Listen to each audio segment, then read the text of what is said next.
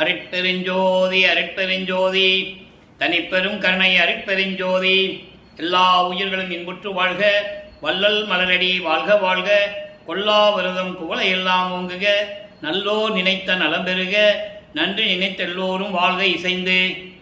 உலக மக்களே, அறிவார்ந்த அன்பர்களே, ஆண்மநேய ஒருமைப்பாட்டுடைய அன்பர்களே, வல்லப்பெருமான் நமக்கு அருளிய திருவெட்பாவிலிருந்து அருட்பெருஞ்சோதி ஆண்டவருடைய திருவிளையாடலை பார்த்து கொண்டிருக்கிறோம். அருட்பெருஞ்சோதி ஆண்டவருடைய திருவிளையாடல் இந்த பிரபஞ்சம் தோன்றிய காலத்திலிருந்தே எத்தனையோ திருவிளையாடல்கள் நடந்திருந்தாலும் கூட கலியுகத்தினுடைய கடைசி திருவிளையாடல். கலியுகம் 1900 ஆண்டுகளிலே முடிவடைந்து விட்டது என்பதை நமது இறைவன் வல்லப்பெருமான் அவர்கள் தெளிவுபட நமக்கு அருளியிருக்கிறார்கள். அது 1823 ஆண்டு தொடங்கிய திருவிளையாடல் 30/1/1874 இரவு 12 மணி வரையிலும் அருட்பெருஞ்சோதி ஆண்டவருடைய திருவிளையாடல் நடந்து கொண்டிருந்தது. காரணம், இந்த பிரபஞ்சத்தில் தோன்றிய 4 யுகங்களிலுமே கிரேத யுகம், திரேத யுகம், துவார யுகம், கலியுகம், இந்த 4 யுகங்களிலுக்குமே ஆயுள் காலம் உண்டு. இந்த 4 யுகங்களிலுமே ஆட்சி செய்த பதத்தலைவர்களுக்கும் ஆயுள் காலம் உண்டு. பிரம்மன், திருமால், ருத்திரன், மகேஸ்வரன், சதாசிவம் போன்றவர்களுக்கும் ஆயுள் காலம் உண்டு. அவர்களால் உருவாக்கப்பட்ட சமயங்கள், மதங்கள், மார்க்கங்கள் இவற்றிற்கும் ஆயுள் காலம் உண்டு. ஆக கலியுகம் முடிவடைகிற தருவாயில் இது எல்லாமே ஆயுள் காலம் முடிந்துவிடும். அதன் பிறகு இந்த உலக மக்களுக்கென்று ஒரு ஆன்மீக பாதை வேண்டும், ஒரு ஆன்மீக வழி. அது உலக மக்கள் அனைவரும் ஏற்றுக்கொண்டு சமரசமாக வாழக்கூடிய ஒரு மார்க்கமாக இருக்க வேண்டும். அந்த நிலையிலே அருட்பெருஞ்சோதி ஆண்டவர் சுத்த சன்மார்க்கத்தை நிறுவி தன்னுடைய செல்வ பிள்ளையை இந்த பூலோகத்திற்கு ஒரு தாயின் வழியாக வருவிக்க செய்தார். நமது பிள்ளை பெருமானவர் வருவிக்கு உற்ற இடம் மருதூர் என்ற ஒரு கிராமம், சிதம்பரம் பக்கத்திலே மருதூர் என்ற ஒரு கிராமம். ராமையா பிள்ளை சின்னையம்மையார்களுடைய வாரிசாக வந்தவர். வாரிசாக என்பது இறைவனால் வருவிக்க உற்றவர். ஏனால் உலகிலிருந்தே தன் மகனை வர வைக்க வேண்டும் என்பதற்காகத்தான் ஒரு தாயின் வழியாக அவர் வருவிக்க உற்றார். அது தெளிவாக நாம் திருவெட்பாவிலிருந்தே கண்ட உண்மைகள். அப்போ அந்த காலகட்டங்களில் சமயங்களும் மதங்களும் மார்க்கங்களும் சூழ்ந்திருந்த காலகட்டங்களில் நமது பிள்ளை பெருமானவர்களும் வருவிக்க உற்றதனால் நமது பிள்ளை பெருமானவர்களும் சமயங்கள், மரங்கள், மார்க்கங்களுடைய நெறிமுறைகளை பின்பற்றி கொண்டிருக்கிறார். திருநீர் பூசிக்கொள்வதும் உத்தராட்ச மாலையை போட்டுக்கொள்வதும் இந்த நிலையில் இருந்து கொண்டு சிவபெருமானை வழிபட்டு கொண்டிருக்கிறார். இந்த நிலையில் அவருக்கு சுத்த சன்மார்க்கம் இருப்பது தெரியாது. அருட்பெருஞ்சோதி ஆண்டவர் தான் இறைவன் என்று சொல்ல தெரியாது. பிரபஞ்சம் தோன்றிய காலத்திலிருந்தே சமயங்களும் மார்க்கங்களும் சூழ்ந்திருந்த காலகட்டங்களில் சைவ சமயத்தை சேர்ந்த தலைவன் சிவபெருமானை எப்படியெல்லாம் வழிபட்டார்களோ, அதே போன்று வைஷ்ணவ சமயத்தை சேர்ந்தவர்கள் திருமாலை எப்படியெல்லாம் வழிபட்டார்களோ, அதே போல கௌபாரம், சௌரம், சாகதம், காணாபத்தியம் போன்ற சமயத்தை சேர்ந்த தலைவர்கள் முருகன், விநாயகன், அம்மன், சூரியன் போன்றவர்களை எல்லாம் எப்படி வழிபட்டார்களோ, அதற்கு ஏற்றபடி எப்படி ஆலயங்களை அமைத்து வழிபாட்டு முறைகளை அமைத்து மக்களை வழிபட செய்து விட்டார்கள். அதே போல நமது பிள்ளை பெருமானவர்களும் சைவ சமயத்தில் இருந்து கொண்டு நல்லா கவனிக்கணும். ஏன்னா அவரை பற்றி சொல்லும்போது அவர் அங்கு இருந்தார் என்று சொல்லுதாலே தவிர சுத்த சன்மார்க்கத்தை பெற்ற பிறகு நிலை என்ன என்பதை உலக மக்களுக்கு யாரும் தெரியப்படுத்தவில்லை. அதை நாம் திருவெட்பாவிலிருந்து பார்த்து கொண்டிருக்கிறோம். வல்லப்பெருமான் இறைவனை கைப்பட அருளிய நூல் திருவெட்பா. இந்த நிலையில் இருக்கும்போது இந்த 1823 ஆண்டு தொடங்கிய திருவிளையாடல் 1874 ஆண்டுகள் வரையிலும் மொத்தம் 51 ஆண்டுகள் திருவிளையாடல் நடந்து கொண்டிருக்கிறது. இந்த 51 ஆண்டுகளையும் அருட்பெருஞ்சோதி ஆண்டவர் 8 ஆண்டுகளாக பிரித்து தனது மகனுக்கு அருளை கொடுத்து கொண்டிருக்கிறார். அதை தெல்ல தெளிவாக திருவெட்பாவிலிருந்து நாம் பார்த்து கொண்டிருக்கிறோம். கற்பனை அல்ல, கதை அல்ல, புராணங்களிலும் காவியங்களிலும் சொல்லப்பட்ட திருவிளையாடல் அல்ல. இது திருவெட்பாவிலே அருட்பெருஞ்சோதி ஆண்டவர் தன் மகனுக்காக நடத்திய திருவிளையாடல். அதை தான் பார்த்துட்டு இருக்கோம். வல்லப்பெருமான் அவர்கள் ஒரு தாயின் கருவறையிலே இருக்கும்போது தெளிவாக குறிப்பிட்டிருக்கிறார்கள். உபசாரத்தால் பெற்ற தாய் என்பால் ஒருத்தியை நான் கருவறையிலே பௌதிக வடிவிலே பிண்ட வடிவத்திலே நான் இருக்கும்போது, கருவறை இருட்டாக இருக்கிறது என்று நான் நினைக்கும் போது அருட்பெருஞ்சோதி ஆண்டவர் என் தந்தை ஒளிகாட்டினார். அதை பார்த்து நான் மகிழ்ந்தேன். அதன் பிறகு பசி என்று நினைக்கும் போது பசி எடுக்கிறதே என் தந்தையை என்று நான் நினைக்கும் போது எனக்கு கருவறையிலே அருளமுதம் ஊட்டினார். அதன் பிறகு உடம்பு புழுக்கமாக இருக்குன்னு நினைக்கும் போது தென்றல் காற்று அமுத காற்று வீசினார். இப்படியெல்லாம் இறைவனுடைய திருவிளையாடலை அவர் குறிப்பிட்டு திருவருட்பாவிலே நமக்கு அருளியிருக்கிறார்கள். அதோடு மட்டுமல்ல, 5 மாத குழந்தையிலே தில்லை தளத்திடையே திரை சூக்க தரிசித்த போது வேய்வகை மேற்காட்டாதே எந்தனக்கே வெளியாய் காட்டிய மெய்புறவா மெய்ப்பொருளே என்று கூறுவார். இறைவனை வெட்ட வெளியாகவும் இறைவனுடைய சிதம்பர ரகசியத்தை யாரும் அறிந்து கொண்டதில்லை, வள்ளல் பெருமானை தவிர என்பதை இங்கு நான் பதிவு செய்ய கடமைப்பட்டிருக்கிறேன். ஆக இந்த நிலையிலே இருக்கும்போது அதன் பிறகு அவருக்கு மறைப்பு நிலை ஏற்படுகிறது.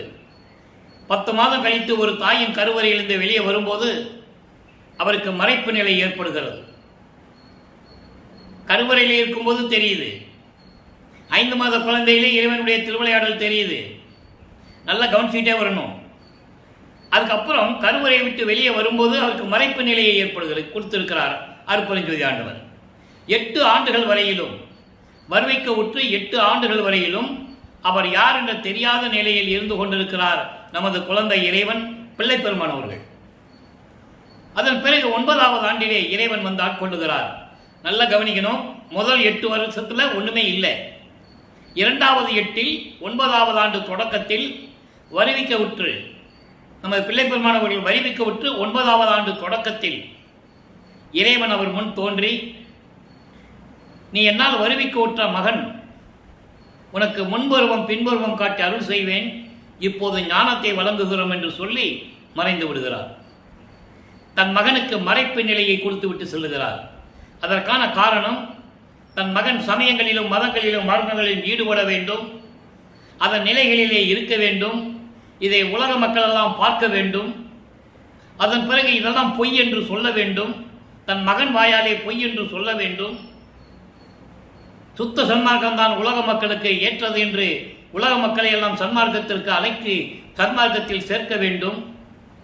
அதற்காகவே தனது மகனுக்கு மறைப்பு நிலையை கொடுத்து சமயங்களிலும் மதங்களிலும் மார்க்கங்களிலும் சொல்லப்பட்ட நெறிகளை பின்பற்ற வைத்துக் கொண்டிருக்கிறார் என்பதை இங்கு நான் பதிவு செய்ய கடமைப்பட்டிருக்கிறேன். அவர் விரும்பி இருந்தியதில்லை. சமயங்களையும் மதங்களையும் மார்க்க நெறிகளை பின்பற்ற வேண்டும் என்று விரும்பி நினைத்து இருந்ததில்லை. இறைவனுடைய திருவிளையாடலால் நடந்து கொண்டிருக்கிறது. இப்போ 9வது ஆண்டிலே ஆட்கொண்ட பிறகு இவர் ஞானத்தை பெற்றுக் கொள்கிறார். அதன் பிறகு இறைவனிடம் பாடுகின்ற அருள் செயல்களை எல்லாம் பெற்றுக்கொள்ளுகிறார். அந்த வகையிலே திருவருள் முறையீடு 1ஆம் திருமுறையிலிருந்து நாம் 6ஆம் திருமுறை வரைக்கும் பார்த்து கொண்டிருக்கிறோம். 1ஆம் திருமுறையிலே திருவருள் முறையீடிலே 232 பாடல்களை நமக்கு அருளி இருக்கிறார்கள். ஒவ்வொரு பாடலிலும் இறைவனுடைய நிலையையும் நல்லா கவனிக்கணும். இப்ப சிவபெருமான் தான் இறைவன், அவரை வழிபட்டுதான் அருளை பெற வேண்டும் என்ற நிலையில் இருந்து கொண்டிருக்கிறார். உத்தராட்ச மாலை போட்டுக்கிட்டு திருநூறு பூசிக்கிட்டு குத்துக்கோலை கேத்தி இறைவனை வழிபட்டு சமயங்களிலும் மதங்களிலும் எப்படியெல்லாம் வழிபாடு நடக்குதோ அதையெல்லாம் செய்து கொண்டிருக்கிறார்கள் நமது பிள்ளை பெருமான் அவர்கள். செஞ்சுதான் ஆகணும், காலத்தின் கட்டாயம். ஆக அந்த நிலையில் இருக்கும்போது திருவருள் முறையீடிலே இன்று 186வது பாடலை பார்க்க போகிறோம். நல்லா கவனிக்கணும். சூடு உண்ட பூனைக்கு சோறு உண்ட வாய் பின் துடிப்பதன்றி, ஊடு உண்ட பாலிட்ட ஊன் கண்டதேனும் உண்ண துணியாது. நல்ல கவனிக்கணும், உண்ண துணியாது, அண்டர்லைன். இதை ஏன் சொல்றாருன்னா, குழந்தை பருவத்திலே இருக்கும்போது இவர் உண்ட உணவெல்லாம் அமுதமாக மாறிவிட்டது. சுத்த சன்மார்க்கத்தை பெற்ற பிறகு அவருக்கு மதிமண்டல அமுதம் சுரந்தது. உள்நாக்கு வழியாக இங்கிருந்து அமுதம் சுரக்கும் பசின்னு சொல்லும்போது. அவர் உண்டதை இல்லை. ஒரு தாயின் கருவறையில் இருக்கும்போது உலகத்தினுடைய நியதி இயற்கை என்னவென்றால், ஒரு தாய் என்ன உணவு உண்ணுகிறாளோ அதிலிருந்து ஊட்டச்சத்து பிரிந்து அந்த குழந்தைக்கு தனியா போகும். இவருக்கு அப்படி அல்ல. கருவறையிலே அருள் அமுதம் உண்டவர். அதன் பிறகு இவர் மறைப்பு நிலை ஏற்பட்ட பிறகு உலகியலிலே ஊன் உண்பது சாப்பாடு சாப்பிடுவது இயற்கை. ஆனால் இவருக்கு அறியாமலேயே அது இவர் உடம்பில் செல்லாமல் அமுதமாக மாறியது என்பதை பின்னாளில் பாடலிலே கூறியனுடைய விளக்கத்தை எல்லாம் நாம் பார்த்து விட்டோம். நல்லா புரிஞ்சுக்கணும். நாம் பசித்த போதெல்லாம் தான் பசித்ததாகி யாரு? அருட்பெருஞ்சோதி ஆண்டவர் நல்ல அருளமுது அளித்தாய் என்று கூறுவார். அதெல்லாம் நீங்க மனசுல வச்சுக்கணும். அதெல்லாம் அவங்க விளக்கம் கொடுத்தாச்சு. ஆக அதனால தான் இங்க சொல்றாரு, உண்ண துணியாது. அப்பவே அவருக்கு விருப்பம் இல்லை, ஆனா தெரியாது. ஏன் நமக்கு சாப்பாடு மேல விருப்பம் போகல அப்படின்ற சூட்சமம், அந்த உளவு, அந்த ரகசியம், மந்தனம் என்று சொல்லுவார். மந்தனம் என்றால் ரகசியம். ரகசியம் அவருக்கு தெரியாது. உலகியலிலே இருந்து கொண்டிருப்பதனால் அவருக்கு தெரியாது. அதங்க சொல்றாரு, உண்ண துணியாது தீடு உண்ட என் மனம் அந்தோ துயரில் இடியுண்டும் இவ்வீடு உண்ட வாழ்க்கையில் வீண்டதனால் எம்பெருமானே. இது பாடல். இந்த பாடலை விளக்கம் பாருங்க. அதாவது சூடு சோறு பூனைக்கு வச்சோம்னா அதுக்கு அந்த சோறு சூடா இருக்காது, அதுக்கு தெரியாது. வாய் வச்ச பிறகுதான் தெரியும் இது சூடு சொல்லி வாய் அப்படி துடிக்கும். அதுக்கு சுடுவேன், நாக்கு சுடுமே. அதான் சொல்றாரு, சூடு சோறு சாப்பிட்ட பூனைக்கு வாய் துடிப்பது போல. அதுக்கு தெரியாது. சுடு சோறு வச்சோம்னா பூனைக்கு இது சுடு சோறுன்னு தெரியாது. வாய் வச்சாதான் தெரியும், வாய் சுடும், நாக்கு சுடும். அது போல சூடு சோறு சாப்பிட்ட பூனைக்கு வாய் துடிப்பது போல குழந்தை பருவத்தில் எப்படி சொல்றாரு பாருங்க. ஞானம் கிடைத்த பிறகு அது சொல்றாரு, குழந்தை பருவத்தில் பால் கலந்த உணவு பார்த்த போதும் கூட சாப்பிட முடியாமல் அருவருப்பு, சாப்பாட்டு மேல அப்பவே சாப்பிட முடியாமல் தீ காயம் பட்டது போல என் மனம் துயரத்தில் விழுந்ததும். எவ்வளவு அழகா சொல்றாரு பாருங்க. இவரு 8 ஆண்டுகள் வரைக்கும் எந்த பாடசாலைக்கும் போய் பாடம் படிக்க முடியல. கொண்டு போய் சேர்த்தாங்க, படிக்க முடியல.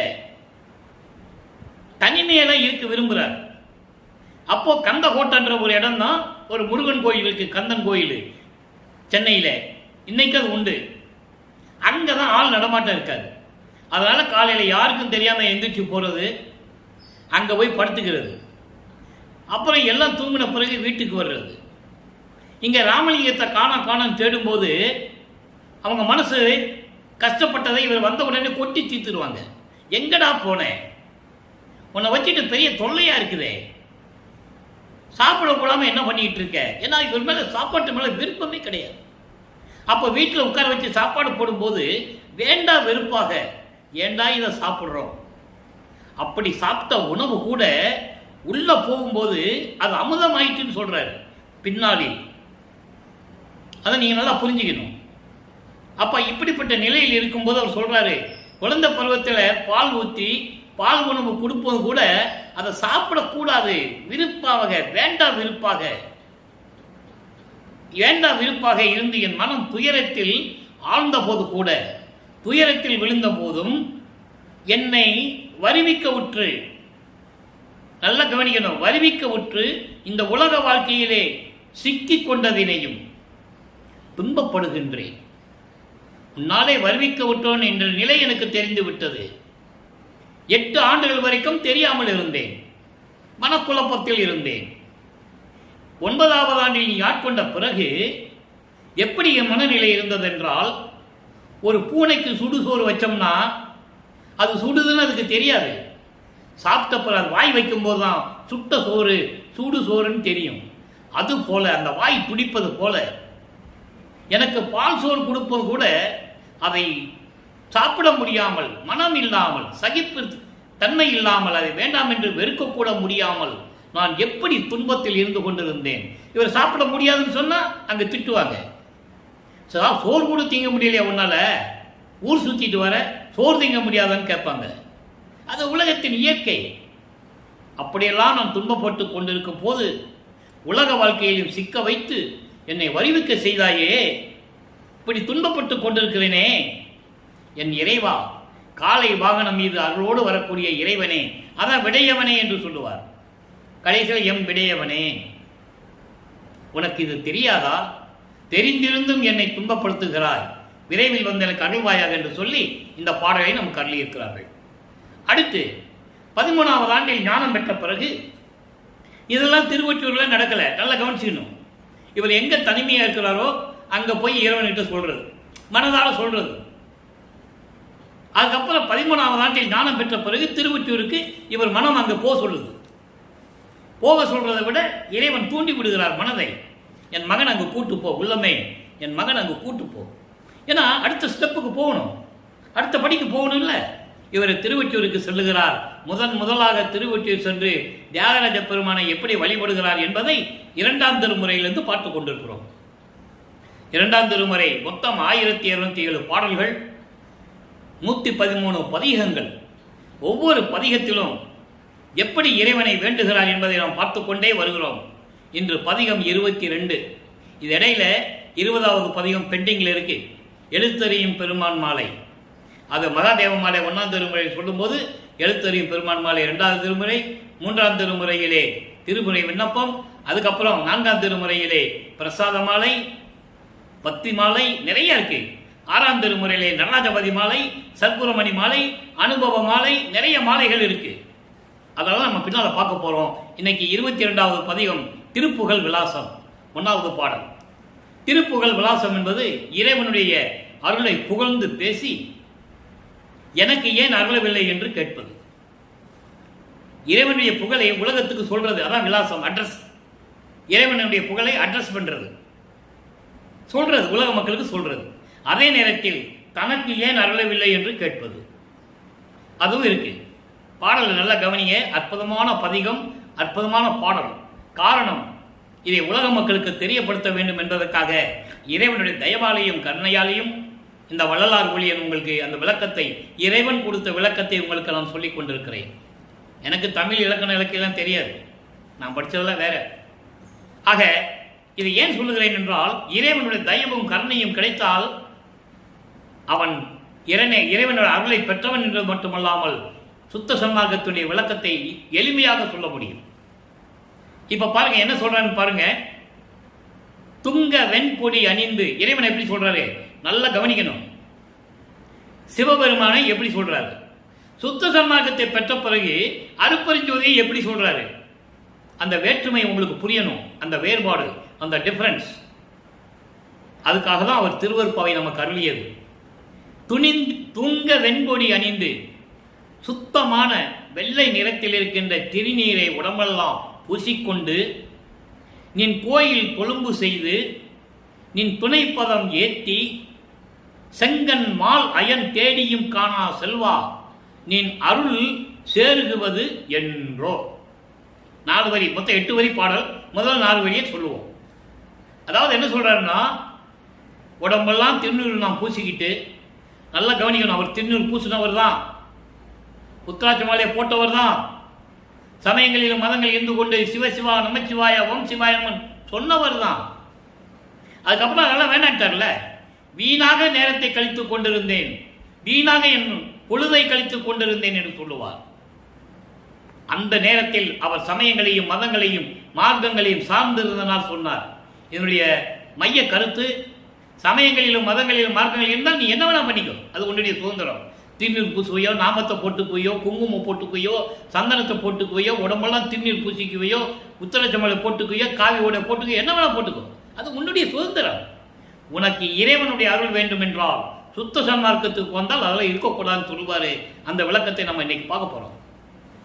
கற்பனை இல்ல, கதை இல்ல, திருவெட்பாவில் கண்ட உண்மைகளை பற்றி பேசிட்டு இருக்கோம், இறைவனுடைய திருவிளையாடலை பற்றி பேசிட்டு இருக்கோம். இப்போ அவர் உடம்பெல்லாம் திருநீர் பூசிக்கிட்டு உன் கோயிலில் வந்து தொண்டு செஞ்சு, எப்படி சொல்ற பாருங்க, உன் கோயிலில் வந்து நான் தொண்டு செஞ்சு உன்னைய திருவடியை வணங்கி, அந்த திருவடி எப்படிப்பட்ட திருவடி, திருமாலும் பிரமனும் பார்க்க முடியாத திருவடி, நான்முகத்தோனும் திரு நெடுமாலும் மெஞ்ஞானம் என்னும் வான் கொண்டு காணாமல், வான் கொண்ட கண் கொண்டு காணாமல் தன் உருமாறியும், பேன்முக பொன்றை முடியும் செந்தாமரை சேவடியும் ஊன்முக கண் கொண்டு காணாமல் தேடி நின்றார் சற்று உணர்விலரே.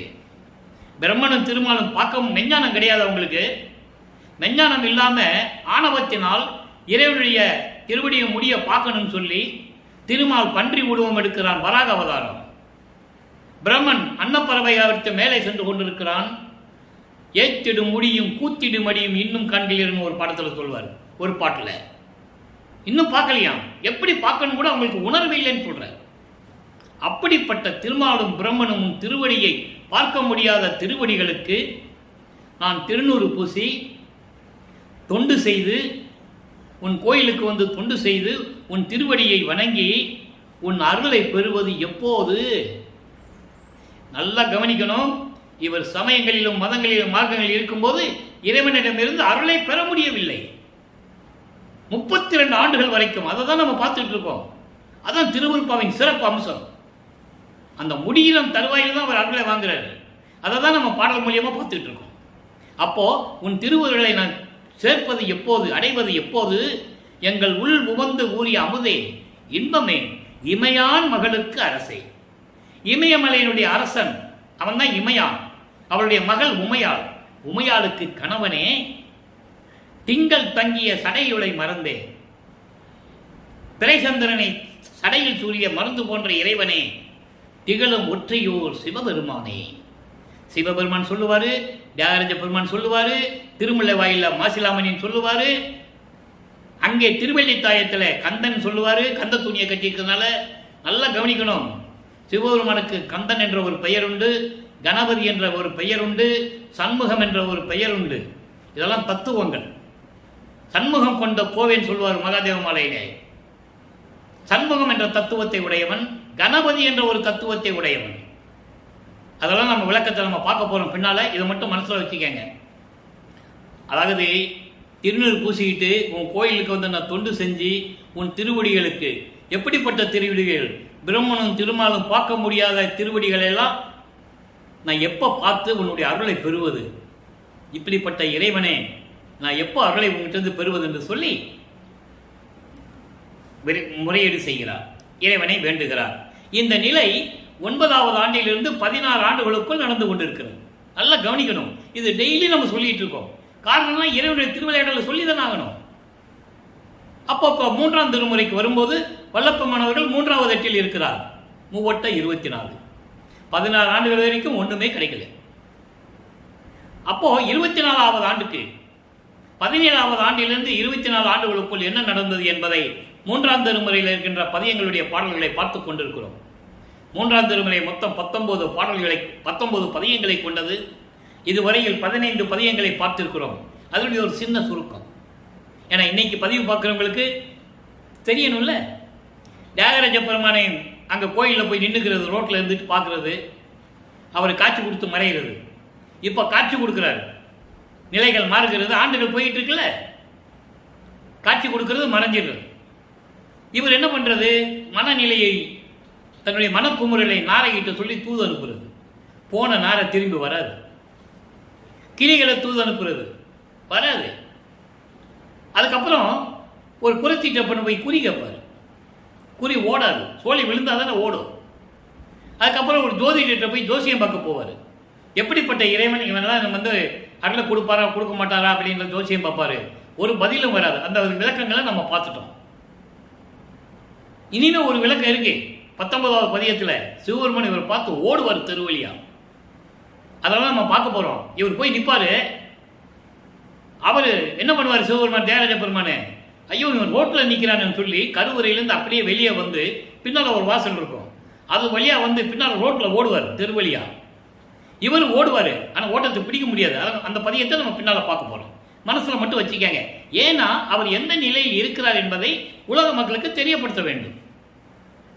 எங்க போனாரே 6 மாசம் இருப்பாரு, எங்கேயா போயிருப்பாரியா, இப்படிதான் பேசிட்டு இருந்தாங்க. அதனுடைய தாக்கத்தை குறைக்க வேண்டும். உலக மக்கள்கிட்ட சொல்லி மக்கள்கிட்ட சொல்லிட்டு இருக்காங்க. மேடை ஏறி மைக்க பிடிச்சி, என்ன அங்க சுத்தினாரு, இங்க சுத்தினாரு, எப்படி சுத்தினாரு, ஏன் சுத்தினாரு யாராவது சொன்னாங்களா? இல்ல. அந்த மக்களுடைய அச்சத்தை, அந்த சந்தேகத்தை போக்க வேண்டும் என்பதற்காகத்தான் திருவருட்பாவிலிருந்து ஒவ்வொரு பாடல் மூலமாக நாம் பார்த்து கொண்டிருக்கிறோம். இப்போ 3வது பதிகம், 3வது திருமுறை, 16வது பதிகம் திருவருள் பெருமிதம், 8வது பாடல். இறைவனுடைய திருவருளை பெருமிதமாக சொல்லுவது மட்டுமல்லாமல் மனதை செவிலித்தாயாக உருவகப்படுத்தி, தன்னை தலைவியாகவும் இறைவனை தலைவனாக உருவகப்படுத்தி செவிலித்தாய் மகளிடம் சொல்லுவது போல உலக மக்களுக்கு எப்படி தெரிவிக்கிறார் பாருங்க. அற்புதமான பதிகம். விண் விண் பார். விண்ணுன்னா விண்ணுலகம், பார் என்பது மண்ணுலகம், பூலோகம். விண் பார் புகழும் திருவொற்றியூர் மேயும் புனிதர். முதல்ல இறைவனுடைய பெருமையை சொல்லணும்ல. விண்ணுலகமும் பூலோகமும் போற்றக்கூடிய ஒரு இறைவன் திருவொற்றியூரில் இருக்கின்றார். அவர் புனிதமான இறைவன். விடம் தரினும் உண்பார் இன்னும். அதாவது செவிலித்தாய் மகள்கிட்ட சொல்றா. அதுக்கப்புறம் நெஞ்சோடு நேர்தல்னு ஒரு நம்ம பதியம் இன்னைக்கு பார்க்க போறோம். இதுக்கும் அதுக்கும் வித்தியாசம் எவ்வளவு இருக்குன்னு உங்களுக்கு தெரியணும். இங்க மனம் எப்படி சொல்லுது, 6ஆம் திருமுறைக்கு வரும்போது இவர் எப்படி மனதிடம் சொல்லுகிறார், வித்தியாசம் உங்களுக்கு தெரியணும்ல. சுத்த சன்னாகத்தை பெற்ற பிறகு விடம் தரினும் இன்னும் உண்பார். நீ விஷத்தை கொடுத்தாலும் அந்த சாப்பிடுவான். செவிலித்தாய் மகளிடம் சொல்லுவது போல நல்லா கவனிக்கணும். விடம் தரினும் உண்பார் இன்னும். நீ விஷத்தை இப்போ எவ்வளவு கொடுத்தாலும் சாப்பிடுவாங்க. உனக்கு அதுதான் உடன்பாடோ? ஏனால் மகள் ஒரு ஆணை காதலிக்கிறாள். அவன் எப்படிப்பட்டவன் என்று தாய் சொல்லுகிறாள். உலகியலிலே ஒரு பெண் காதலித்தால், அந்த மகள் காதலித்தால், வளர்க்கின்ற தாய் எப்படி அந்த மகளிடம் சொல்லுவாள், மகளே அவனை பத்தி நான் விசாரிச்சுட்டேன், அவன் ஊருக்கே ராஜாவாக இருந்தாலும் சரி, ஊதாரிப்பைய, அவன் இன்னொரு பெண்ணை கூட வச்சிருக்கான், ஏன்னா இவர் சிவபெருமான உண்மையால வச்சிருக்கல, அதெல்லாம் சொல்லுவார். மண்டை ஓடு சுடுகாட்டில் போய் மண்டை ஓடுகளை கழுத்தில் மாட்டிட்டு இருக்கான். படம் இருக்கிற விஷ பாம்பை கழுத்தில் மாட்டிட்டு இருக்கான். நீ அவனை கட்டி பிடிக்கும் போது பாம்பு கொத்திச்சுன்னா என்ன பண்ணுவ? மண்டை ஓடு நாத்தம் அடிக்குமே. இதெல்லாம் உனக்கு உடன்பாடா? அப்படிப்பட்டவனை போய் காதலிக்கிறேன்லாம் சொல்லுவா செவிலித்தாய். அதை இங்க ஒரு பாடல்ல எப்படி சொல்றான்னா, அவன் எவ்வளவு விஷம் கொடுத்தாலும் சாப்பிடுவான். அது உனக்கு சம்மதமா? உடன்பாடோ? உள்ள முருகி தன்பார் என்பார் தம்மை எல்லாம் சாருவார். அவனை யார் யார் பரதேசிங்க அடியார்கள் கும்பிடுறாங்களோ அவங்க கூடயே போயிடுவான். பிறகு எப்படி உன் கூட வருவான்? யாராவது புகழ்ந்து பாடலான்னா அவன் பின்னாலே போயிடுவான். நீ நடு ரோட்ல தான் நிற்கணும். மனம் சொல்லுது, செவிலித்தாய் சொல்றா, இது உன் சம்மதமோ? என்பார் மயல் கொண்டு ஏது வருவாய், ஏழையடி நீ என் மகளே. விளக்கம் என்னவென்றால் நல்லா கவனிக்கணும். அதாவது எப்படிப்பட்ட இறைவன்? பூலோகத்திற்கும் விண்ணுலகத்திற்கும் ஆளக்கூடிய அருள் வல்லமை படைத்த திருவொற்றியூரில் இருக்கின்ற ஒரு புனிதமான இறைவன், எவ்வளவு விசல் கொடுத்தாலும் குளிச்சு கழுத்தில் நிறுத்தி கொண்டிருக்கிற இறைவன், அது உனக்கு உடன்பாடா என்று மனம் கேட்கிறது. அப்படின்னா என்ன சொன்னா, மனம் என்னிடம் சொல்லுகிறது, இப்படிப்பட்ட இறைவனை காதல் கொண்டு நீ என்ன பயன் பெறப் போகிறாய்? இதுவரையிலும் 24 ஆண்டுகள் வரையிலும் நீ அவனை நினைத்துக் கொண்டிருக்கிறாயே, என்ன பலன் வாங்கப் போகிறாய் என்று மனம் சொல்லுவது போல உலக மக்களுக்கு தெரிவிக்கிறார். உலக மக்களே, நான் இந்த நிலையில் இருந்து கொண்டிருக்கிறேன். ஏனென்றால் என்னை ஏளனமாகவும் கேலியும் கிண்டலும் செய்து கொண்டிருக்கிறார்கள். ரோடெல்லாம் நடந்து கொண்டு திரிந்து கொண்டிருக்கிறானே, இவன்லாம் என்ன அருளை பெறப் போகிறான் என்று சொல்லி என்னை கேலி செய்கிறார்கள் என்று சொல்லுவார். இதனுடைய விளக்கம் 6ஆம் திருமுறையில் இன்னைக்கு நம்ம பார்க்க போறோம். எப்படியெல்லாம் இவர் மீது பொறாமை கொண்டிருக்கிறார்கள் என்பதை கேலி பேசியவர்கள் எப்படி பொறாமை கொண்டிருக்கிறார்கள் என்று கூறுவார். அதை நீங்க கவனிச்சுக்கணும். அதான் கனெக்டிவிட்டி. ஒவ்வொரு பாடலுக்கும் ஒரு கனெக்டிவிட்டி உண்டு. 2ஆம் திருமுறை 3ஆம் திருமுறை பாடலுக்கு 6ஆம் திருமுறையில கனெக்ஷன் இருக்கும். இப்ப பாருங்க, இப்படியெல்லாம் சொல்லிட்டு, இப்படியெல்லாம் என்னை இந்த நிலையில் இருந்து கொண்டிருக்கிறேன், என் மனம் என்னை கேட்கிறது, என்ன நீ இறைவன் மீது காதல் கொண்டு என்ன பலனை பெறப் போகிறாய், பாவமாக இருக்கிறதே அப்படின்னு சொல்லி மனம் என்கிட்ட சொல்லுகிறது என்று சொல்லுவது போல தன்னுடைய நிலையை உலக மக்களுக்கு தெரிவிக்கிறார். இப்ப இதெல்லாம் முடிந்தது. இப்ப 4வது எட்டில் அடியெடுத்து வைக்கிறார். 4/8/32. 25வது ஆண்டிலிருந்து 29 ஆண்டுகளுக்குள் என்ன திருவிளையாடல் நடந்தது? அதில் முதலிலே அந்த 8 ஆண்டுகளுக்குள் முதல் திருவிளையாடல் தனக்கொடி அம்மையாருக்கு திருமாங்கல்யம் பூட்டி அந்த அம்மாவுக்கு விமோசனத்தை காட்டி மோட்ச வீட்டை காட்டியது. அதற்காகத்தான் அந்த அம்மாள் இவர் வருவிக்கற்ற குடும்பத்திலேயே அங்கே அக்கா என்ற உறவினர் மூலியமாக தனக்கொடி அம்மையாரும் இந்த பூலோகத்திலே பிறக்கிறார். அப்போ அந்த பெண்ணுக்கு இவர் தாய் மாமனாகிறார். உலகியலுக்காக, நல்லா கவனிக்கணும், உலகியலுக்காக தாய் மாமனாகிறார். அந்த உறவு முறையிலே இவர் கல்யாணம் பண்ணணும். அது உலகியலுக்கு விளக்கம். ஆனால் இது ஏற்கனவே நிர்ணயிக்கப்பட்டது. திருவிருப்பாவிலே பாடல் உண்டு. அந்த பாடல் விளக்கத்தை எல்லாம் பார்த்து விட்டோம். யாரும் மறுத்தெல்லாம் பேச முடியாது. அவ்வளவு விளக்கங்கள் திருவிருப்பாவிலே இருக்கிறது. ஆக அப்போ அந்த திருமணத்தின் போது பிரம்மனும் திருமாலும் அமர்ந்திருக்கிறார்கள் வாழ்த்துவதற்காக. தனது தந்தை இப்போ அவருக்கு அருப்பறிஞ்சோதி ஆண்டவர் இருக்கிறது தெரியும், சுத்த சன்மார்க்கம் இருக்கிறது தெரியும், அதை வாங்க போறாருன்னு தெரியும். ஆக அந்த நிலைகள் எல்லாம் அந்த அம்மாவுக்கு இதெல்லாம் செய்துவிட்டு உலகியலை துறந்து, உலக பற்றுகளை துறந்து, சரியை கிரிய யோகம் என்ற 12 நிலைகள், அந்த 12 நிலைகளையும் மதங்களையும் மார்க்கங்களையும் சார்ந்த நிலைகள் அதையும் துறந்து ரெடியாக தயாராக இருந்து கொண்டிருக்கிறார். அப்போ அருட்பிரகாச மாலை உருவாகிறது. அந்த 100 பாடல்களுடைய விளக்கத்தை பார்த்து விட்டோம். அதன் பிறகு ஆனந்த மாலை 4வது பதியத்தை பார்க்க போகிறோம். 3வது பதிகை பெண்டிங்கில் நிலுவையில் இருக்கிறது. அது பின்னால பார்க்க போறோம். அங்கதான் இருக்குது சமாச்சாரமே. பிரசாத மாலையில தான் சமாச்சாரமே இருக்குது. ஏன் திருநூறு பூசினாரு, ஏன் விட்டாரு, எதுக்காக விட்டார் என்ற விளக்கம் அங்கே இருக்கிறது. நம்ம பின்னால நாளை இந்த ஆனந்த மாலை முடிஞ்ச உடனே பார்க்க போறோம். ஆனந்த மாலை என்பது அந்த அம்மா கேட்குறாங்க, சிவகாமி வள்ளி அருப்பறிஞ்சோதி ஆண்டவர்கிட்ட, உன் பையனை உருவாக்கி நீ வளர்த்துக்கிட்டு இருக்க, அவன் என்னை பற்றி பேசுகிறதே கிடையாது, என்னை பற்றி ஒரு வரியில் கூட பாடுறது கிடையாது என்று சொல்ல ஆனந்த மாலை உருவாகிறது. அதோடு மட்டுமல்ல, அந்த ஆனந்த மாலையில் எப்படியெல்லாம் சிவகாமி வள்ளி அவருடைய மனம் மகிழ்வது என்று மட்டும் கூறாமல் இவர் பெற்ற அருளையும் கூறுகிறார். அதான் ஆனந்த மாலை. ஆனந்த மாலையில் இன்னைக்கு 6வது பாடல் 4ஆம் திருமுறை பாடலை நல்லா கவனிங்க. இதன் பிறகுதான் இறைவனுடைய திருவிளையாடல் எப்படி நடக்குதுன்னு தெரியும். அருட்பிரகாச மாலையில தெருவழியா நடந்து வந்து கதவை திறந்து எப்படியெல்லாம் அருளை கொடுத்தார் என்பதை பார்த்து விட்டோம். அதன் பிறகு ஆனந்த மாலை தன் அம்மா சிவகாமி வள்ளி அம்மையருக்காக அந்த ஆனந்த மாலை உருவாகியது.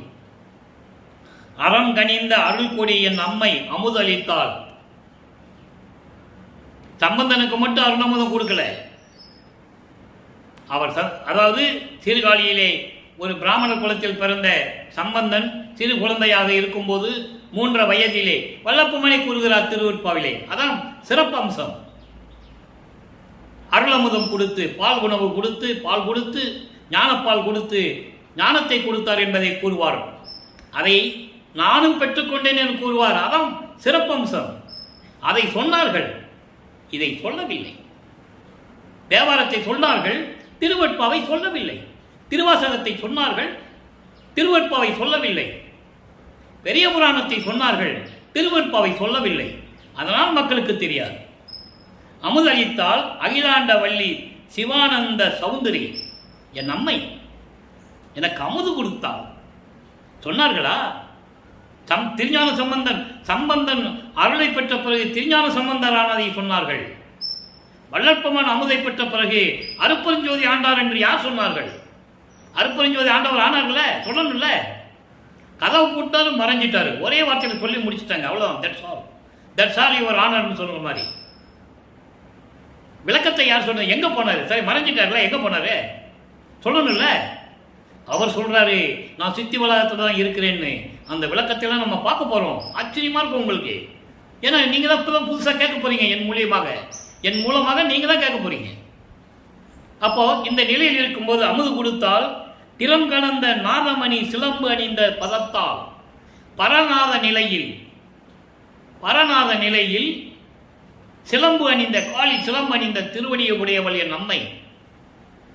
மரம் கனிந்தால் மயக்கமெல்லாம் தெளிய, மரம் கனிந்தால் தீய குணங்களை கொண்டவருடைய மயக்கங்களை எல்லாம் தெளிய மணிப்பொதுவில் மானடம் செய்யும் துறையே, நின் மண்ணை தன்னை அடியேன் புறங்கவிய பாடுகின்றேன்.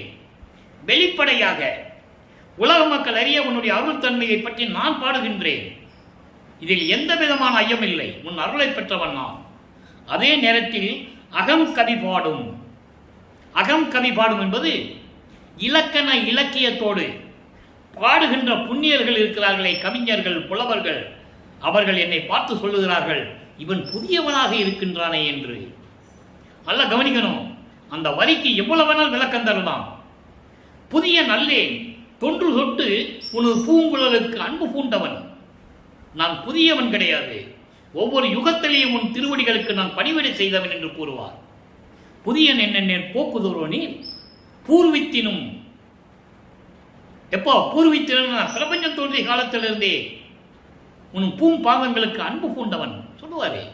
அதான் இங்க சொல்றாரு. மற்றவங்களாம் என்ன இவன் என்ன புதுசா தெரியறான், யார் இவன் என்றெல்லாம் வியந்து வியக்கும் அளவுக்கு என்னை பார்த்துக் கொண்டிருக்கிறார்கள்.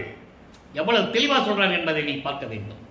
ஏனென்றால் தெளிவாக சொல்வார் ஒரு இடத்திலே, நான் பிரமனால் படைக்கப்பட்டவன் அல்ல, திருமலால் காக்கப்பட்டவன் அல்ல, செத்து செத்து பிறக்கும் இந்த தேவர்களை விட நான் வலிமையானவன் என்று சொல்லுவார். ஆக இப்படியெல்லாம் நிலை தொடர்ந்து கொண்டு 4ஆம் திருமுறை முடிவருகிறது. அடுத்த 5வது எட்டில் நமது பிள்ளை பெருமானர்கள் அடியெடுத்து வைக்கிறார். 33வது ஆண்டிலிருந்து 40 ஆண்டுகளுக்குள் என்ன நடந்தது. அப்போ விளப்பமானவர்கள் திருவொற்றியூரிலே இருந்து வந்து அங்கே இருக்கின்ற போது சுத்த சிவஞானத்தை வெளிக்கு சென்று கொண்டிருக்கிறார். அதாவது சென்னையில் இருக்கும்போது, சென்னையிலே 7 கண தெருவில் இருக்கும்போது 32 ஆண்டுகள் கடந்த பிறகு 33வது ஆண்டு தொடக்கத்தில் தத்துவங்களை கடந்து, அந்தங்களை கடந்து, சரியை கிரிய யோகம் என்ற 12 மத சமயங்கள் மதங்களை சார்ந்த நிலைகளை எல்லாம் கடந்து அதை சின்னம்பிடி பதியத்திலே சொல்லுவார். ஒவ்வொரு பாடலுக்கும் அங்கங்கே ஒரு எடுத்துக்காட்டு இருக்கிறது அன்பர்களே. 12 மேல் நின்று சின்னம்பிடி, 12 மேல் 12 நிலைகளை கடந்து 13வது நிலை திரையோதச நிலை ஞான சரியை, அதான் மரணமில்லா பெருவாழ்வு. அங்கதான் சுத்த சன்மார்க்கம் இருக்கு. ஆக இவற்றையெல்லாம் கடந்து செல்லும் பொழுது போகும் வழியிலேயே சிவகாமி வெள்ளியம்மையார் அருள் சக்தி என்று சொல்லுவார். என் கை கொடுத்து தூக்கி நிறுத்தி வழிகாட்டுகிறாள். நான் சுத்த சிவஞான நிலைக்கு சென்று கொண்டிருக்கிறேன். அங்கே சத்தியஞான சபையிலே பிரம்மன் திருமால் போன்ற தேவர்கள் எல்லாம் படி ஏற முடியாமல் கீழே நின்று கொண்டிருக்கிறார்கள். உள்ளே அவங்களால் போக முடியாது. தேவர்கள் எல்லாம், மற்ற தேவர்கள் என்னை வரவேற்று, சாமி நீங்க உள்ளே செல்லுங்கள், நீங்கள் அதுக்கு தகுதியானவர்கள் என்று சொல்லுகிறார்கள். இதெல்லாம் பாடல்கள் இருக்கே, கதை இல்லை, கற்பனை அல்ல, திருவொற்பாவில் இருக்கின்ற உண்மைகள். உடனே அங்கே இருக்கின்ற அருப்பஞான தன் மகனை வரவேற்று சிங்காசனத்திலே அமைத்து, மணக்கோலம் பூண்டு வா மகனே, நீராடி தூய நீராடி இந்த முக்காடு துணியெல்லாம் எடுத்துட்டு மங்கள கோலத்துடன் வா மகனே, உனக்கு அருப்பெருஞ்சோதி அளிக்க காத்து கொண்டிருக்கிறேன், இன்னும் 1 மணி நேரம் தான் இருக்கிறது என்று சொல்லி அங்க தன் மகனுக்கு எல்லா அருளையும் கொடுத்து பூலோகத்திற்கு அனுப்பி வைக்கிறார் என்பதை பார்த்து விட்டோம். அது 40 ஆண்டுகளுக்குள் நடக்கிறது.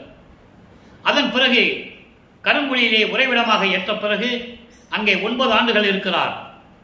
அந்த 9 ஆண்டுகளிலே தந்தையும் மகனும் எப்படியெல்லாம் உரையாடுகிறார்கள். இவர் மகன் கூப்பிட்டவுடனே அப்பா எப்படி விண்ணுலகத்தில் வந்து தெரு வழியாக நடந்து வந்து தன் மகனை சந்தித்து எப்படியெல்லாம் உரையாடினார்கள் என்பதையும் பார்த்து விட்டோம். இது 40 ஆண்டுகளுக்குள் முடிவடைந்து விட்டது. அதன் பிறகு கருங்குழியில் இருந்து விடுபட்டு அங்கே இருக்கின்றவர்கள் எல்லாம் விடைபெற்றுக் கொண்டு ஒரே நாளில் தர்மசாலையை நிறுவி பார்வதி மக்களிடம் அந்த இடத்தை பெற்றுக்கொண்டு மனமுவந்து அளிக்கிறார்கள். ஏன்னா இதெல்லாம் இயற்கையாக நடக்கணும், இறைவனுடைய திருவிளையாடல் நடந்துதான் ஆகணும்.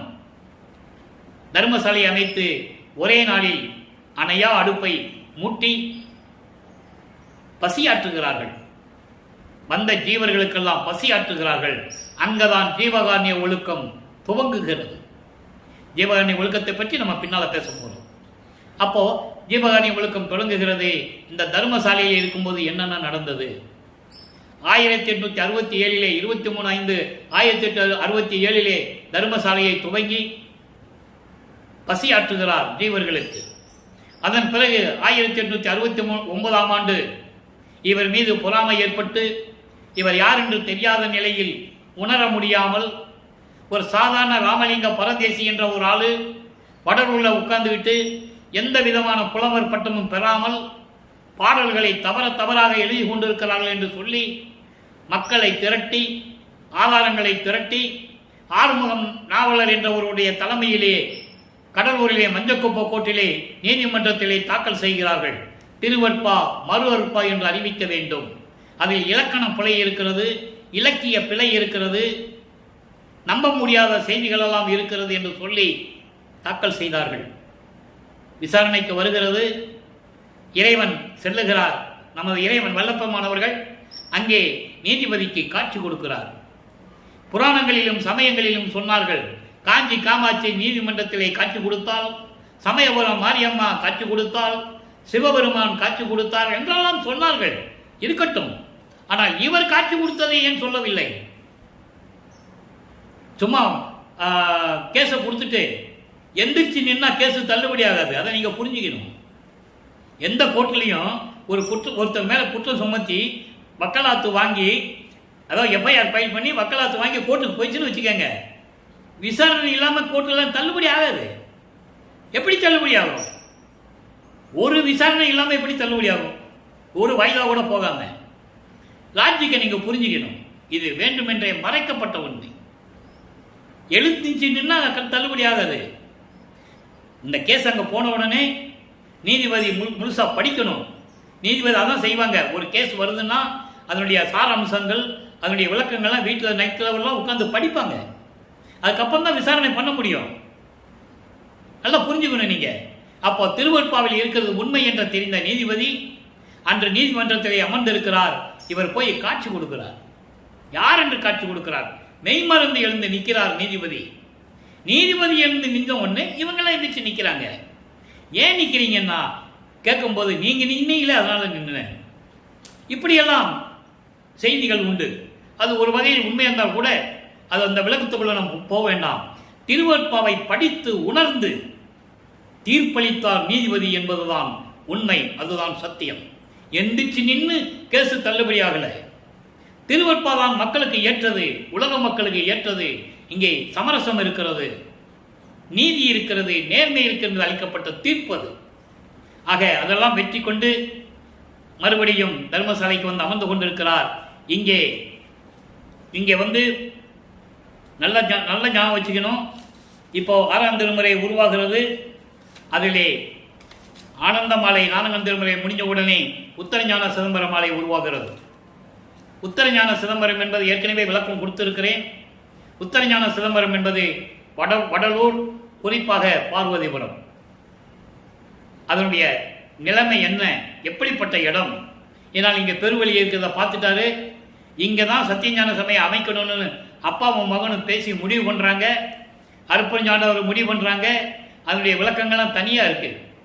இது எப்படி போனால் முடியும், முறையாக உலக மக்களுக்கு உலகியலிலே எப்படி நடக்க வேண்டும் என்ற திருவிளையாடலை அங்கே நடத்தி கொண்டிருக்கிறார் அருட்பெருஞ்சோதி ஆண்டவர். அதை நம்ம பின்னால் பார்க்க போகிறோம். சத்தியஞான சபையை கட்ட ஆரம்பிக்கும் போது நம்ம பார்ப்போம். அப்போ வல்லப்பமானவர்கள் அங்கே உரையிடமாக கொண்டிருக்கிறார் மேட்டுக்குப்பத்தில். இப்போ இங்கே உத்தரஞான சிதம்பர மாலை தர்மசாலையை ஏற்படுத்தி இங்கே உறைவிடமாக இருக்கும்போது என்ன நடந்தது? உத்தரஞான சிதம்பர மாலை எனக்கு 11வது பாடல். நல்லா பாருங்க. ஏகமனதாகி வெளியாய் இருந்தது. இவரு சுத்த சிவஞான செவி போய் அங்க வெட்ட வெளியா பார்த்தாரு இறைவனை. அது 5 மாத குழந்தையிலே தில்லையிலே காட்டிட்டார், மகனுக்கு காட்டிட்டார். அதான் சிதம்பர ரகசியம். அப்போ அந்த வெட்ட வழி இங்க வெட்ட வழியாக இருப்பது எவ்வளவு சூட்சமமா சொல்றான்னு நீங்க புரிஞ்சுக்கணும். இங்க தான் நான் சத்தியஞான சபையை கட்ட போறேன்னு உலக மக்கள் சொல்றேன். இங்க தான் நான் நிறுவ போறேன். ஏன்னா அந்த சத்தியஞான சபை பொற்றவை சுற்றவைகள் அங்கே எப்படி இருக்கோ அதே போல இங்கே நிறுவனம் பண்ணணும் உலக மக்களுக்காக. இறைவனால் அமைக்கப்பட்ட ஒரே இந்த உலகத்திலேயே சத்தியஞான சபை ஒண்ணுதான். அப்போ அப்படிப்பட்ட வெளியாய் இருப்பது இங்குதான். வெளியாய் இருந்தது இங்கு என்னை முன்னே மோகாந்தத்தில் மீட்டது. இங்கதான் பூலோகத்துல என்னை வரவிக்க செய்து இங்க தர்மசாலையிலே இருக்க செய்து இந்த உத்தரஞான சிதம்பரத்தை உருவாக்கியது. என்னை காமம், குரோதம், லோபம், மதம், ஆச்சரியம் போன்ற சக்திகளிலிருந்து என்னை மீட்டது எல்லாமே இந்த உத்தரஞான சிதம்பரம். அதை சொல்றார், இங்கு என்னை முன்னே சமயங்களிலும் மதங்களிலும் மார்க்கங்களில் இருக்கும்போது இருந்த பிண்ட துரிசுகள், காமம், குரோதம், லோபம், மோகம், மதம், ஆச்சரியம் இதெல்லாம் நீக்க செய்தது எது? இதே உத்தரஞான சிதம்பரம். அதோடு மட்டுமல்ல, என் நெஞ்சை முயங்கி இரும்பில் மாகாந்தமானது. என் உள்ளத்திலே கலந்து இரும்பு போன்ற எனது மனதை, இரக்கமற்ற எனது மனதை இரக்கமுள்ள மனமாக்கி ஜீவகாரண்ய ஒழுக்கத்தை உலக மக்களுக்கு தெரிவிக்க செய்தது இந்த உத்தரஞான சிதம்பரம். எவ்வளவு விளக்கம் இருக்குது பாருங்க. அப்போ ஜீவகானத்தில் இருந்தாதான் இரக்கம் வரும், தயவு வரும், உயிர் நேயம் இருக்கும். அப்ப ஜீவகானத்தை ஒழுத்தில் இருக்கணும்னா சுத்த சன்மார்க்கத்தில் இருக்கணும். எவ்வளவு தெளிவா சொல்றாரு என்பதை நீங்கள் புரிந்து கொள்ள வேண்டும். அதுக்கு வல்வினை எல்லாம் தீர்த்து என்னை வாழ வைத்தது. வல்வினைகள் சஞ்சீதம், பிராரத்தம், அகாமியம் போன்ற ஊழ்வினைகள் பல பிறவிகளிலே நடந்தது, போன பிறவிகளிலே யுகங்களிலே நடந்தது. இதையெல்லாம் நீக்கி எனக்கு நல் வாழ்வளித்தது எது? உத்தரஞான சிதம்பரம். இந்த வடலூர் தர்மசாலையை நிறுவி உலக மக்களுக்கு ஜீவர் பசியோடு வருகிற ஜீவர்களுக்கு பசி ஆற்றலை தவிக்க செய்து ஜீவகானிய ஒழுக்கத்தை எனக்கு தெரிவித்து இந்த விலைகள் எல்லாம் தீர்த்து என்னை வாழ வைத்தது எது? உத்தரஞான சிதம்பரம். என்ற தேகாந்தம் நீக்கியது. நல்லா கவனிக்கணும். இதுக்கே விளக்கம் சொல்லலாம், ஒரு மாசம் சொல்லணும். தேகாந்தம் நீக்கியது.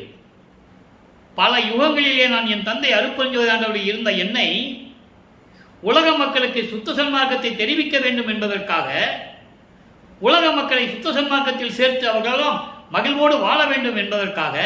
ஏன்னா சமயங்களும் மதங்களும் மார்கள் செத்து போச்சுட்டாரு. அந்த பாடல்ல நம்ம விளக்கம் பார்த்துட்டோம். அப்போ யுகங்களும் முடிஞ்சு போச்சு. இப்போ நம்ம ஒளி யுகத்தில் இருந்துகிட்டு இருக்கோம், சதுர யுகம், அருள் யுகத்தில் இருந்துகிட்டு இருக்கோம், சுத்த சன்மார்க்க காலத்தில் இருந்துகிட்டு இருக்கோம். அப்போ நான் வடிவிக்க விட்டதால் ஏற்பட்ட மனித தேகம் இருக்கிறதே, அதெல்லாம் நீக்கி எனக்கு முத்தேகத்தை கொடுத்தது. சுத்த தேகம், பிரண தேகம், ஞான தேகத்தை கொடுத்தது இந்த உத்தரஞான சிதம்பரமே. எவ்வளவு அருமையா சொன்னார் என்றே நீங்க புரிஞ்சுக்கணும். அடுத்து பாமாலை ஏற்றல். இதை நினைத்து எப்படி பாமாலை கொடுக்கிறார், அதை இறைவன் எப்படி ஏற்றுக்கொள்ளுகிறார்?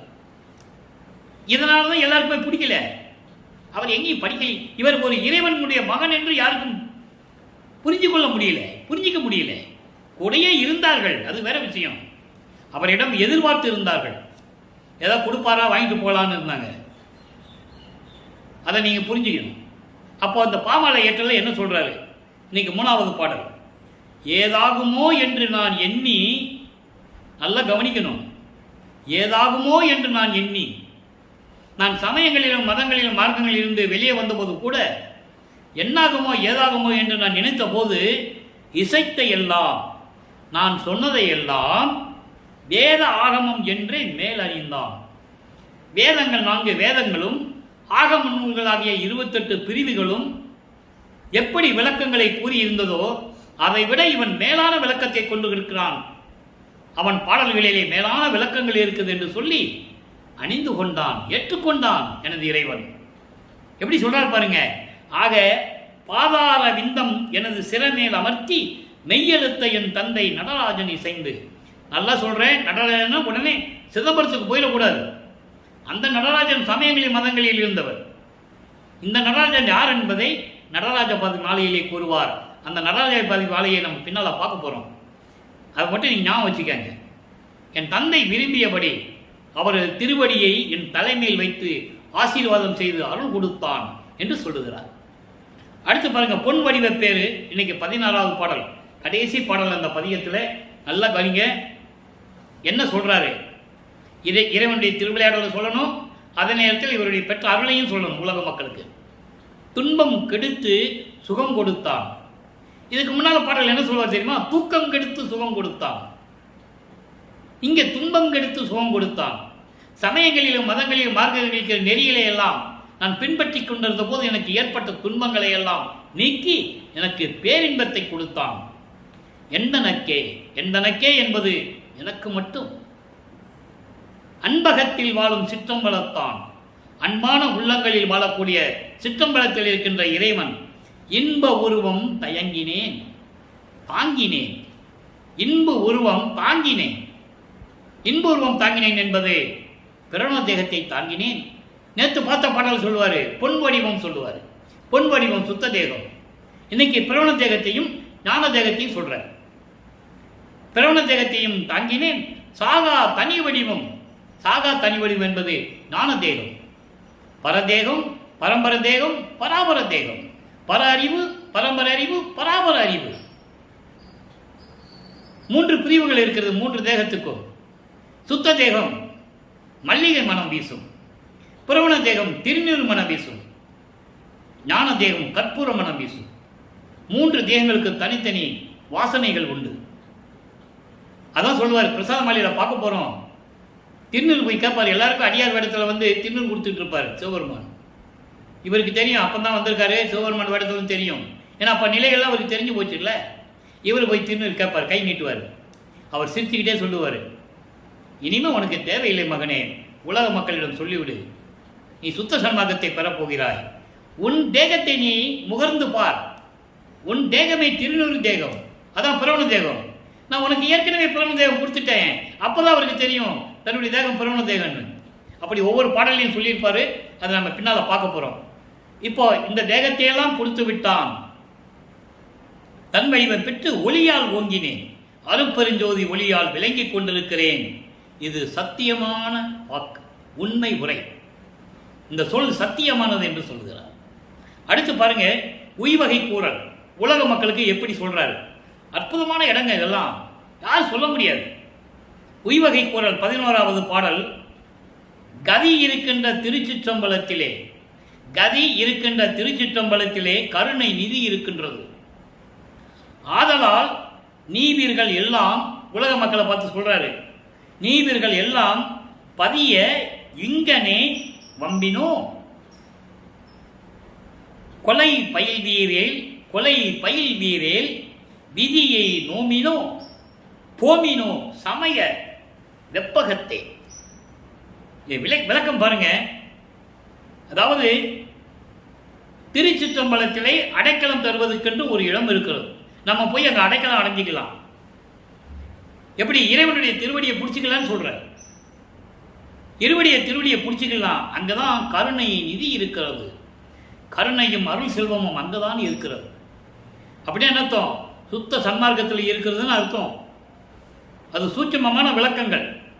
இறைவனுடைய அருளையும் தெய்வம் பெற்றிருந்தாலும் இது சொல்ல முடியும். இல்லைன்னா நூல் விளக்கம் தான் சொல்ல முடியும். கருணை நீதி இருக்கின்றது, அங்க கருணை செல்வம் இருக்கின்றது அப்படின்னு சொல்றாரு. அப்படின்னா என்ன அர்த்தம்னா சுத்த சன்மார்க்கம் அங்கதான் இருக்கு. அப்படி ஆதலால் உலக மக்களே, நீங்கள்லாம் பதிய இங்கனே, நீங்கள் அடைய வேண்டும் என்றால் இப்பொழுதே வாருங்கள். இறைவனுக்கு கருணை நீதி இருக்கின்றது. அப்படிப்பட்ட இறைவனுடைய திருவடியை நம்ம பற்றிக்கலாம், நம்ம கேட்கறதெல்லாம் வாங்கிக்கலாம். அப்போ அங்கே சுத்த சன்மார்க்கத்தில் இருக்கணும். உலக மக்களே, நீங்கள் சுத்த சன்மார்க்கத்தை அடைய இப்பொழுதே வாருங்கள். அழைச்சிட்டாரா? வாருங்கள். அடுத்து சொல்றாரு பாருங்க, கொலை பயில்வீரே, உயிர்களை நீங்கள் கொலை செய்த அந்த தொழிலை செய்து கொண்டிருந்தால் விதியை நொந்து கொண்டு இருங்கள். போங்கள் சமய வெப்பகத்தை. தீய குழி, தீக்குழியில போய் விழுந்துக்கங்க. எவ்வளவு தெளிவா சொல்றாரு பாருங்க. சமயம் என்ற தீக்குழியில் விழணும்னா உங்க விதியை யாரு விட்டது?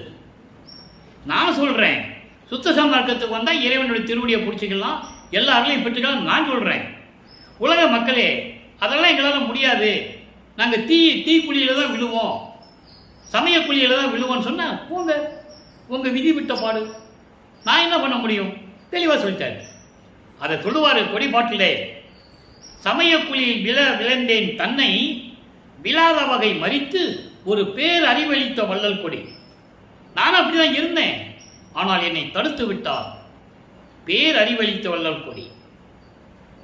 ஏன் ஞானசேரியில சொல்லுவாரே, சமய கூலி நின்று எழுந்து உணர்வின் அழியா ஒரு நெறியா சன்மார்க்க திருநெறி பெற்று வந்தேன். சமய கூலி சாக்கடை, அதுல போய் நீ விழுந்துட்ட. ஐயோ விழுந்துட்டமே, எப்படி எந்திரிக்கிறது நீ நினைச்சேன்னா நான் உன்னை தூக்கிட்டு வரேன். தூக்கிட்டு வந்து நல்ல குளிப்பாட்டி உன்னை வெள்ளாடை உடுத்தி உனக்கு சுத்த சன்மார்க்கத்தை தரேன்னு சொல்றேன். எவ்வளவு அற்புதம்! சாதி மதமும் பொய்யே, அவற்றில் புகுதாதீர். சிவம் ஒன்றே பொருள் என கண்டறிமேன் ஞானசேரியில் சொல்லுவார். அதெல்லாம் பொய்யே, அங்கெல்லாம் போகாதீங்க. அருட்பெருஞ்சோதி தான் உண்மையான கடவுள் என்று சொல்லுகிறார். ஆக இந்த நிலையெல்லாம் உலக மக்களுக்கு சொல்லிவிட்டு இறைவனுடைய வரவை கூறுகிறார். இறைவன் வரம்பை எம்புதல் என்று 3வது பாடல். எப்படி மனசுட சொல்றாரு, அங்க மனசுகிட்ட எப்படி சொன்னாரு? செவிலித்தாய் மகளிடம் சொல்லுவது போல சொன்னார்ல, அவனை வச்சுட்டு என்ன நீ பாட போற, எப்படி நீ வாழ போற, எப்படி அருளை பெற போற என்று நீ பொருள்பட அங்க கூறியிருப்பார். இங்கே மனதிடம் எப்படி கூறுகிறார்? இறைவன் வரவை இயம்புதல் மனதிடம் சொல்லுவது போல உலக மக்களுக்கு தெரிவிக்கிறார். என் இறைவன் வரு தருணம் இது கண்டாய். மனதிடம் சொல்லுகிறார், உலக மக்கள் என சொல்லுகிறார், உலக மக்களே, எனது இறைவன் அருப்பறிஞ்சது ஆண்டால் வருகின்ற தருணம் வந்து விட்டது. இதற்கு ஓர் எத்துணையும் ஐயமில்லை. இதில் எந்த அளவு சிறிது அளவு கூட ஐயம் கிடையாது. என் உள் இருந்து எனக்கு தன்னருள் தள்ளமுதலிக்கும் தலைவன் மொழி இதுதான். என் உள்ளத்தில் இருந்து எனக்கு சுத்த சன்மார்க்கத்தை கொடுத்து அருளமுதத்தை கொடுத்து சொல்லுகின்ற எனது தலைவன் இருக்கிறானே, சுத்த சன்மார்க்கத்தின் தலைவன் அருப்பரஞ்சோதி, அவன் சொன்ன மொழி நான் வரப்போகிறேன் என்று. எவ்வளவு அற்புதமான பாடல் பாருங்க. ஆக அவர் சொன்னதுதான், இது சத்தியம் சத்தியம் மனமே, நீ உலக மக்களுக்கு சொல்லிடு. இதில் எந்த பிழையும் வராது, எந்த தவறும் நடக்காது. கண்டிப்பாக வருவார். சற்று மயக்கம் அடையல் மனமே, நீ குழப்பமே அடைய வேண்டாம். வகுத்து உரைத்து திரித்திடுக, உலக மக்களுக்கு சொல்லிடு. வருநாள் உன் வசத்தால் உண்ணி உரைத்திட முடியாது, ஆதலினால் இன்றே உரைத்திடுதல் உபகாரம். நாளைக்கு உங்ககிட்ட சொல்லணும்னு அவசியம் இல்லை, இன்னைக்கு சொல்லிடு. மனதிடம் சொல்லுவது போல உலக மக்களுக்கு சொல்லுகிறார். உலக மக்களே, இறைவன் வருகின்ற தருணம் வந்துவிட்டது. இது இறைவனின் உள்ளத்தில் இருந்து சொன்ன வாக்கு, நான் சொன்னதல்ல. இது சத்தியம் சத்தியம், இதில் எந்த விதமான ஐயமும் கிடையாது. அப்படி சொல்லி உலக மக்களுக்கு இறைவனுடைய வரவை இயம்புகிறார், சொல்லுகிறார். ஆதலால் இன்றே உரைத்திடல் உபகாரம். இன்று சொல்லுவதுதான் சரியான நேரம் என்று நான் உங்களுக்கு சொல்லிக் கொண்டிருக்கிறேன். உணர்ந்திடுக விரைந்தே. உலக மக்களே, நீங்கள் உணர்ந்து கொள்ளுங்கள். உடனே வாருங்கள், சத்திய ஞான சபைக்கு வாருங்கள், புத்தஞான சிதம்பரத்திற்கு வாருங்கள், சுத்த சன்மார்க்கத்தை பெற்றுக் கொள்ளுங்கள் என்று கூறுகிறார். அடுத்து தனித்திரளங்கள் என்ற ஒரு பதிகம், அதிலே 130வது பாடல். நல்லா கவனிக்கணும். கருணையாம் பெருங்கடல் அமுது அளித்தனை எனக்கே. கருணை என்னும் அமுது பெருங்கடல் போன்றிருக்கின்ற சுத்த சன்மார்க்கத்தை எனக்கு கொடுத்தாய். தருண வாரிச மலர்ப்பதம் தந்தனை. செந்தாமரை மலர் போன்ற சிவந்த திருவடிகளை என் தலைமையில் வைத்து ஆசீர்வாதம் செய்து எனக்கு அருளினாய். நின்னை அருண் வண்ண ஒன் சுடர் மணிமண்டபத்து. இதெல்லாம் ஒரே வரி.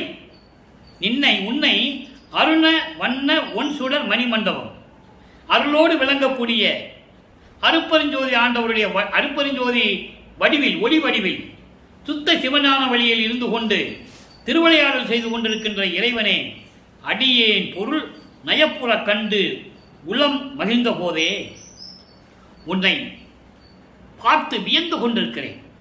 கண்டு கண்டு வியப்புற, நயப்புற என்று சொல்லுகிறார். கண்டு கண்டு உள்ளம் மகிழும்படி உன்னை நான் பார்த்து கொண்டிருக்கிறேன் என்று கூறுகிறார். அடுத்து மெய்யருள் வியப்பு என்ற பதிகத்திலே ஒரு பாடல், 30வது பாடல். இங்கே 130வது பாடலுக்கும் மெய்யருள் வியப்பில் 30வது பாடலுக்கும் தொடர்பு உண்டு.